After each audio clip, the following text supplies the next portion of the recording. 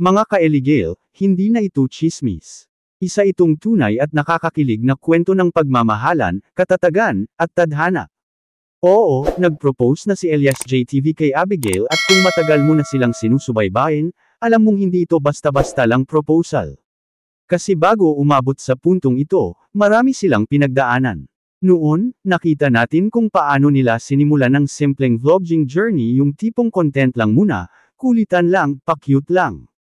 Pero sa likod ng mga ngiti sa kamera, meron din palang mga pagsubok na halos muntik ng samaire sa samahan nila. Nandyan yung oras na halos mawalan sila ng tiwala sa isa't isa, dahil sa mga intriga, pressure ng social media, at minsan, problema sa personal na buhay. Pero sa kabila ng lahat ng iyon, nanatili si Abigail kay Elias, at si Elias kay Abigail. Sa gitna ng lahat ng bashers, doubts, at tukso mas pinili nila ang isa't isa. Kaya ang proposal na ito, hindi lang ito basta isang lalaking lumuhad sa harap ng babae. Isa itong simbolo ng tagumpay sa lahat ng laban nila. Ang simpleng eyes ni Abigail ay naging sagot din sa tanong ng lahat. Totoo ba ang pagmamahal sa YouTube world? Ang sagot, oo, totoo. At buhay na buhay sa puso ni Elias at Abigail.